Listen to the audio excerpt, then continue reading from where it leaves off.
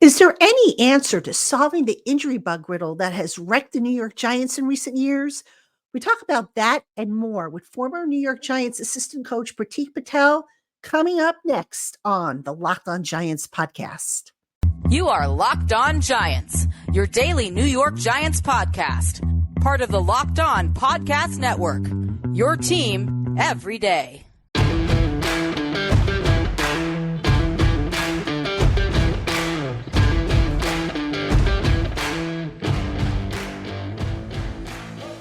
This episode of the Locked On Giants podcast is brought to you by Prize Picks.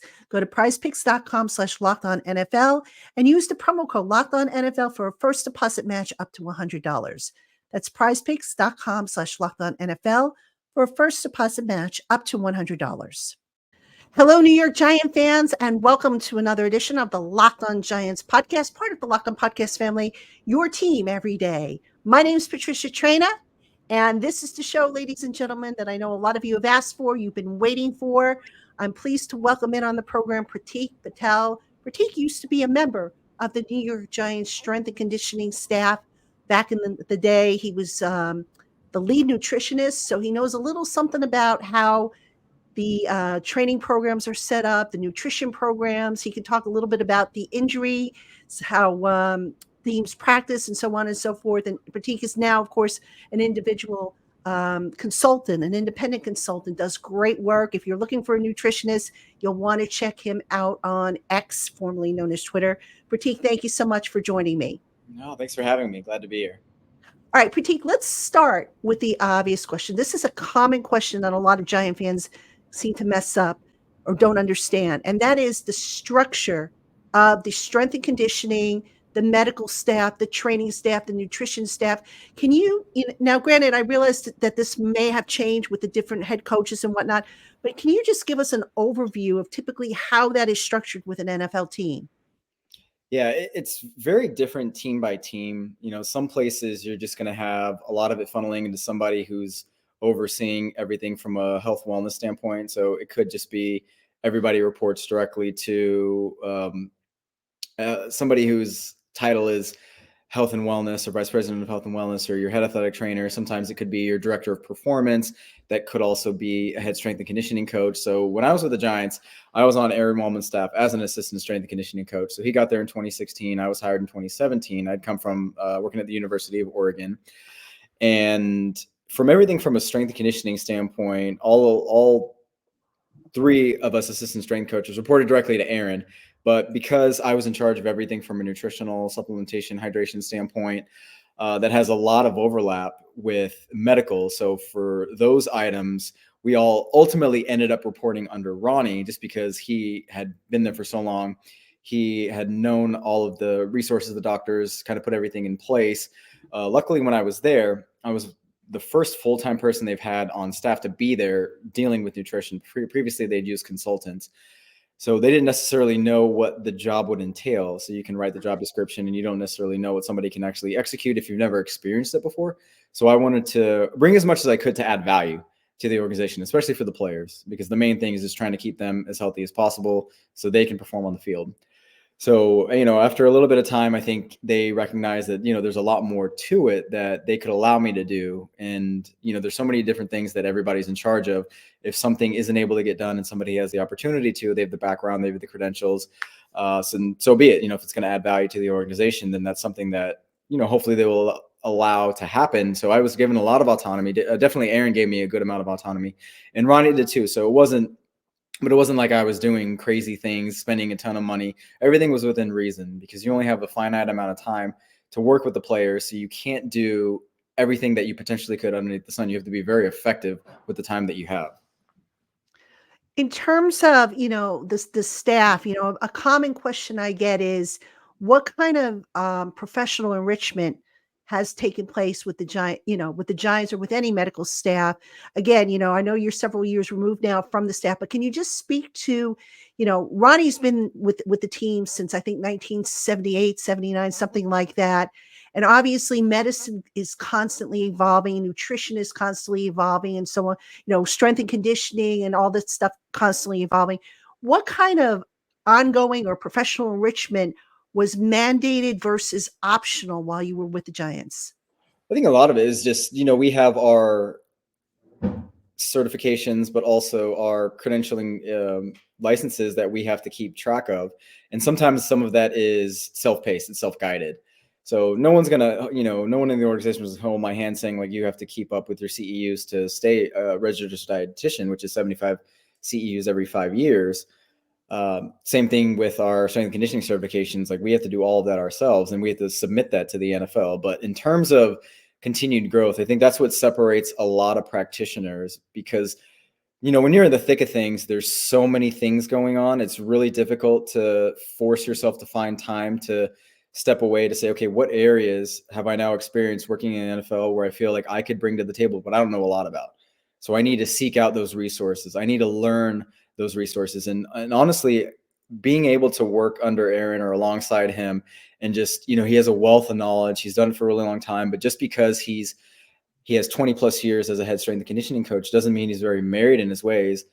Some of these older strength and conditioning coaches are very set. They're not very progressive. They're very stubborn, but his desire to accumulate knowledge really rubbed off on me. It's not like I didn't have that. It forced me to bring my level up to his, to where I was seeking out information from different avenues that I hadn't before, because the bad thing about how we're taught and when we go through developing as a practitioner, whether it's on the medical side, whether it's in conditioning, whether it's on the nutrition side, is you're not exposed to a lot of things within the schooling that you get.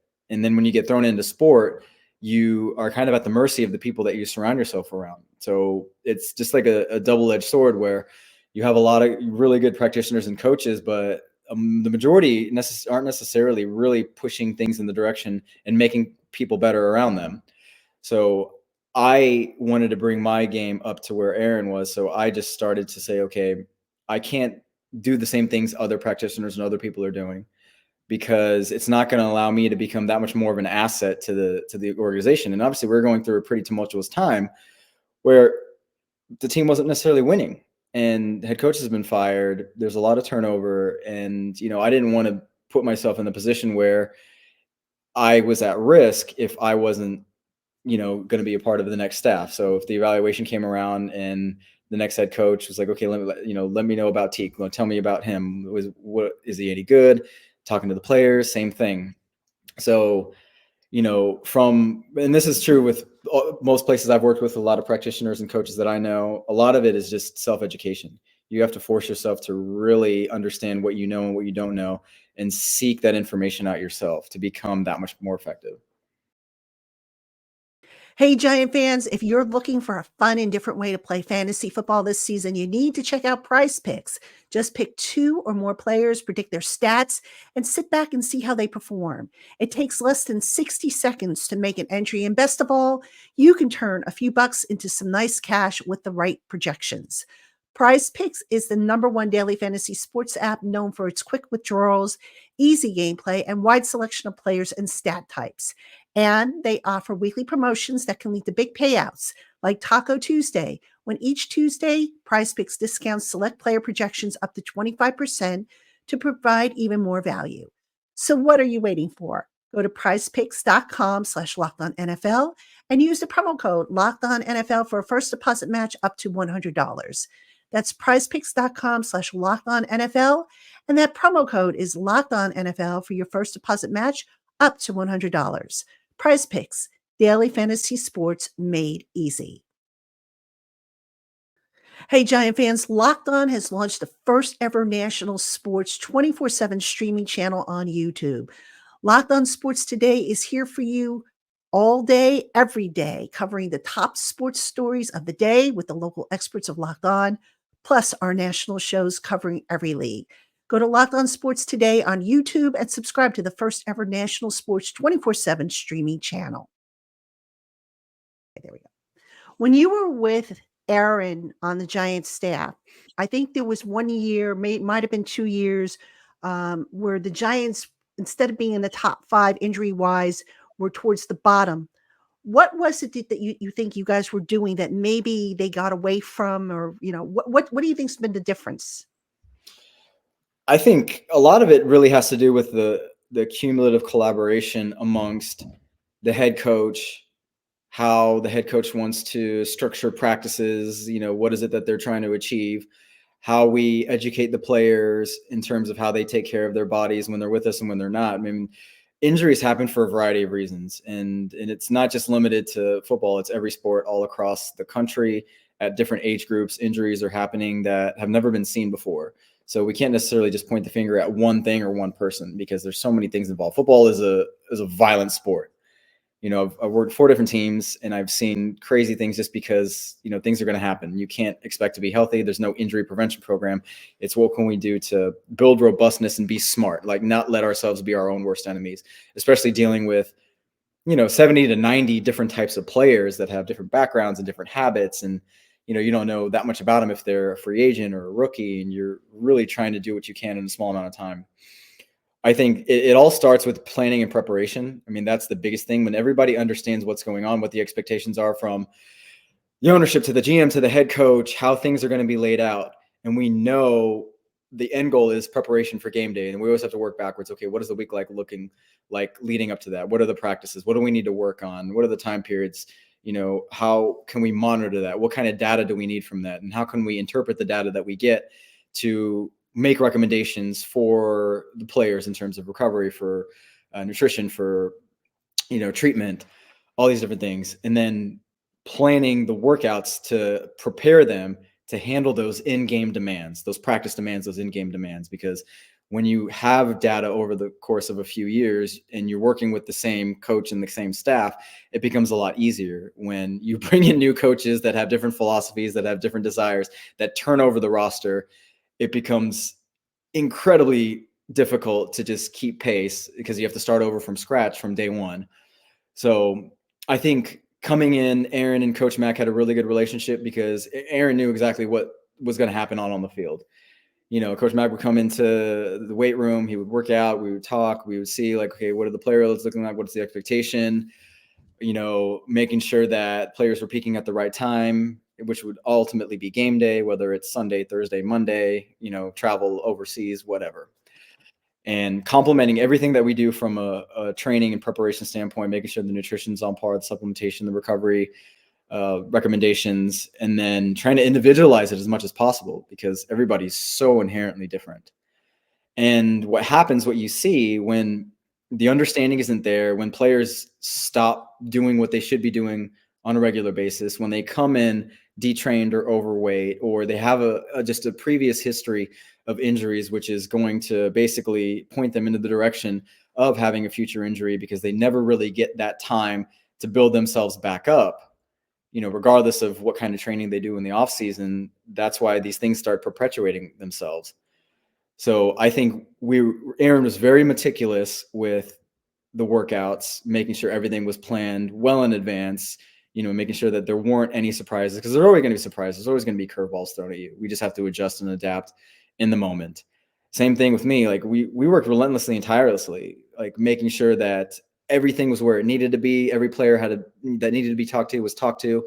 The assessments that we were doing, blood work we were doing, the recovery modalities we were doing were tailored to those specific players. There's constant communication, because we wanted to know what was going on with the players in the event that, somebody was at risk, somebody was not understanding something, what are they coming in with, what's going on at home. You do as much as you can without trying to force your hand with forcing them to do some of those things. And, 16 was a good year. His first year with Coach Mac was a good year. 17, there was just a lot going on. I mean, we had a lot of contact injuries that, we really couldn't prevent. We were signing free agents off the street, guys that just weren't physically ready to handle the demands of playing football and, taking the special team snaps and taking the defensive snaps, because we already know it's just kind of like one of those ticking time bombs. And on top of that, that was the kneeling, and there's just a lot going on, in the locker room. 18 was a good year. So I think honestly, my best work was 18.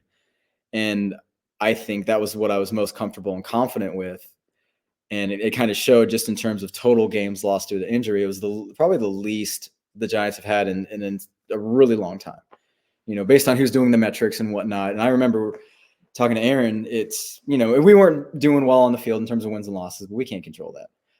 But looking at just the availability of the roster, I'm like, we have pretty much almost all of our starters playing in like 7, 8 games in a row. I'm like, that's unheard of, for the NFL, which is great because, the players were buying in, they were taking care of themselves. Everybody was, communicating effectively. I felt like the quality of work was good. And obviously there's a million things you could have done better that, I reevaluated myself on, but I think things were going in the right direction. There was a belief that, hey, maybe we can turn this thing around in the back half of the season. There was the potential, like if we went out, we might have a shot at the wild card. Obviously that didn't happen. It didn't come to fruition. But I just think the things that you can control, you try to control. And then the things that you can't control, it's, players' injury history, their genetic predispositions, their habits, the things that they do when they're not around you, how they take care of themselves in the off season, what they do to prepare themselves mentally and physically to get ready for the demands of training camp and a 17 game, now schedule. It's not good enough in my opinion. So, and I've preached this, I've posted about this, ad nauseum. It's just sometimes you have to hold everybody accountable. It's the players, it's the people that are in charge of taking care of the players. It's who you bring in. Are you bringing in a player that has a history of hamstring injuries? It's like, look, this guy's a walking hamstring. I mean, there are a couple that have been signed to the Giants this year. When I knew, I'm like, yeah, that guy's not going to make through the end of the season. No way. I don't know anything about his, blood work or his habits or anything like that, but you can kind of just see the writing on the wall. So I think just being very intentional and trying to look at everything from a holistic picture helps. Now, it's not going to prevent you from signing somebody that you think you need because you're going to need good players to play, but that's just how it is. Hey, Giant fans, so it never fails. You're watching a game and then suddenly you get a rumble in your stomach. But with so few precious minutes between plays and quarters, often there's barely enough time to run to the fridge and heat something up to munch on. Well, now you don't have to, thanks to DoorDash. Whether you're craving pizza, wings, tacos, burgers, you name it, and DoorDash can bring it straight to your door so that you don't have to miss a second of your favorite programming. For years, I've trusted DoorDash to deliver freshly made meals from my favorite restaurants, whether I'm at home or on the road, and they've never let me down. DoorDash has allowed me to support my favorite small business stores like the Food Architects, as well as local grocery stores. And DoorDash doesn't deliver just meals. They can deliver groceries, snacks, and incidentals from local drugstores and convenience stores as well. You'll get what you ordered or they will make it right. And you can save on all your deliveries with a monthly Dash Pass membership that more than pays for itself after just a couple of deliveries. There's never been a better time than now to join DoorDash, as for a limited time, you can get 50% off your first DoorDash order up to $10 when you spend 15 or more on your first order. Download the DoorDash app and enter the promo code LOCK23 at checkout. Offer subject to change, terms apply. Hey, Giant fans, score early this NFL season with FanDuel, America's #1 sportsbook. Right now, new customers get $150 in bonus bets with any winning $5 MONEYLINE bet. That's $150 if your team wins. If you've been thinking about joining FanDuel, there's no better time to get in on the action. The app is super easy to use. There's a wide range of betting options, including spreads, player props, over-unders, and much more. So visit FanDuel.com/lockedon and score big this NFL season. FanDuel, official partner of the NFL.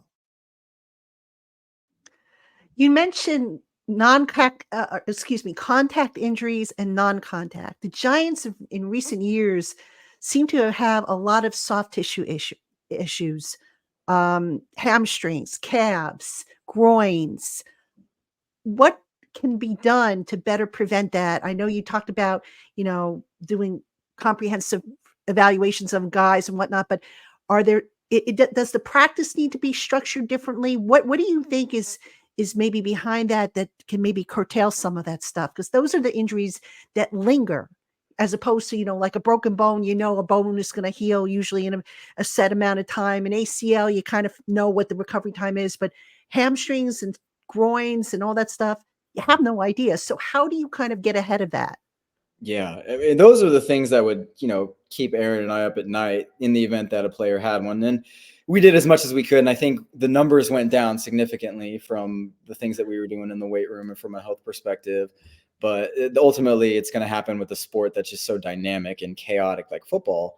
So the way I've always looked at it, it's an internal and external perspective. You have internal factors, the health status of an athlete. So that's when we were doing the advanced blood biomarkers through Quest. I put together, a comprehensive panel to look as much stuff as I could to just get an idea of what this athlete's health status is, regardless of how fit this athlete is, regardless of how strong or fast they are. That doesn't dictate their ability to do it consistently over the course of, back then it was a 16-game regular season. Now, with that, you understand that we look at their internal health status, anything that we can monitor within the confines of the CBA. There were some other things I would push them in the direction. If we couldn't do specific testing, I'd be like, hey, I think this is going to provide some benefit from you, whether it was like, nutrition, genome sequencing, genetic testing, getting actual objective data to show the players to actually stimulate behavior change, because you can tell a player like, hey, you should probably get more sleep. You should stop drinking alcohol, at 10, 11, 12 o'clock at night, 4, 5, 6 nights a week. But until it resonates with them, they're not going to necessarily change, and getting some of the data from wearables and using some of the tech and actually showing them sometimes gets that light bulb moment in their head to where it's like they wake up, hey, I'm hungover, I don't feel very good. It's like, well, hey, your recovery score, your HRV is down. It's like, oh, and then I ask, like, how'd you sleep? I'm going to guess not very well. No. What does your score say? Oh, it's really bad. And it's like, oh, well, this is something that's completely controllable. So if you don't want to feel like crap, then these are the things that you want to do to take care of yourself, because now you're putting yourself at risk for the internal status of the body is not going to be able to handle the stress you just put on it. Now we're going to go outside for an hour, 45-minute practice, plus we've got to lift. Like, that's another stressor that you're throwing on top of your body who's not ready to handle it. So, good nutrition, hydration, proper supplementation, again, trying to individualize as much as possible, trying to figure out predispositions. So if an athlete is more at risk for being prone to a tendon injury, a ligament injury, soft tissue injury, we're learning more about that from some of the testing that can be done. And that's the stuff that I push the guys off to the side, like, hey, can you just go get this test done and bring it back? So we can't force you to do it because the CBA precludes it. Or looking at some of the data, something flags. I have the craziest things I would see would be super lean players that were incredibly explosive, 225, 245 pounds, having elevated A1Cs. And I'm like, this shouldn't happen. Like, this blows my mind. And I'm like, oh, well, habits are bad. They're stressing. They're not sleeping very well. So now they're putting themselves at risk for something happening because the body just doesn't give itself the opportunity to build itself back up, because you need that appropriate rest to be able to grow. But from an external standpoint, other things that we can control is what are they doing in the weight room to help prepare them for the demands of a practice. So that's where Aaron came in, very methodical about what movements do each one of the position groups do based on what is it that they're spending most of their time doing. So obviously you have big differentiations between your linemen down to your big skill players, down to your skill players with what they do on the football field. So you don't want to train every single one of them the exact same way, because linemen aren't going to cover very much ground in the game. Like, they may hit 9 miles an hour as a max speed, maybe 12 if they're lucky, as opposed to your special teamers and your skill players, which, they're going to hit 21, 22. Saquon's hit 22 a couple times. Daniel's hit 22, probably one of the fastest recorded quarterbacks, him and Lamar. So training should prepare their bodies to be able to handle those demands. So yeah, not only is it a strength and power component, there has to be the ability to make sure that we're strengthening the muscle groups that are going to get stressed the most in practice and on game day. So yeah, a lot of eccentric hamstring work, a lot of glute hip work, a lot of shoulder work. You don't have to, and you don't have to stick with just barbell movements. It's, look, you can have the body move against any type of resistance, regardless if it's a barbell, a dumbbell, a kettlebell, if it's a band, it's air, it's manual resistance. So again, being very intentional about how he programmed those workouts and making sure that the assessments we're doing were allowing us to identify where there are deficits in some of the players' health, their movement, their strength, which could pose a problem, especially if they're coming to us with a history of injuries, or within the medical screening, something got flagged. And that's where the communication piece was really, really important. So if something got flagged, they would tell us, we would do something about it, we would tell them. And so it was just this, constant stream of communication back and forth, which is really, really important. And then you just make sure that players are cognizant of what they need to do to prepare their bodies to perform, because that's their job. I mean, that's their job, legitimately. They don't need to think about anything else, because that's how they're going to get paid. And when they can do it consistently and they're doing really well, then they get paid a lot of money. So understanding like there aren't surprises coming from the head coach. So Coach Mack didn't do anything like that. Neither did Coach Shurmur. I think the concern came with Coach Judge when he came through with, doing things that the Patriots had done, the bout runs, the extra running, the conditioning. I'm like, these players are already gassed out. Like now you're throwing additional stress on top of a fire. It's just one thing that is really important to understand with football players. It's not intensity that affects the players the most. It's volume.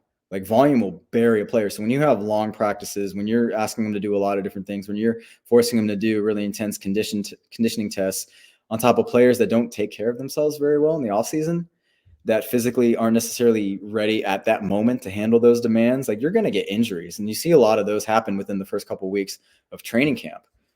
So that's where, again, the preparation, making sure that guys knew exactly what to do, what to eat, how to hydrate, what to supplement with, where the recovery modalities were, when problems arose, if they were struggling with sleep, if they didn't know how to adapt to stress. I mean, now that they have, they hired Lonnie full-time a few years ago, just to be able to have somebody to talk to. I think that was a massive positive thing that the organization did. I think Ronnie really spearheaded that as well.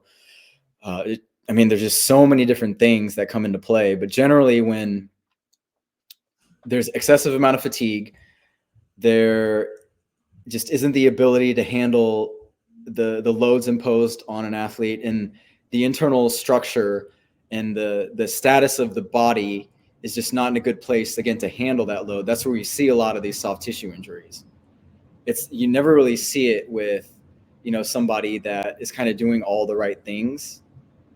Sometimes it can happen, but if you control as many of those factors that you can control, and a lot of that is put on the shoulders of the players, like they have to do these things day in and day out. They have to go to bed, they have to eat right, they have to supplement, they have to hydrate, because guess what we're doing next day? We're training. Guess what we're doing the next day? We're training. Guess what we're doing the next day? We're training. So it's really difficult to point the finger and blame one thing when it could be a dozen things all at once. All right, Giant fans, that concludes part 1 of our interview with Pratik Patel. There's so much more to come. That's going to air on tomorrow's show. I hope you will check it out. Really, really good stuff. I'm really excited that Pratik was able to join me, and I hope you're finding this information that he's providing to be, worthwhile. So make sure you keep it here on the Locked On Giants podcast for part 2. That's coming your way tomorrow, Friday, as we continue our bye week shows here on the Locked On Giants podcast.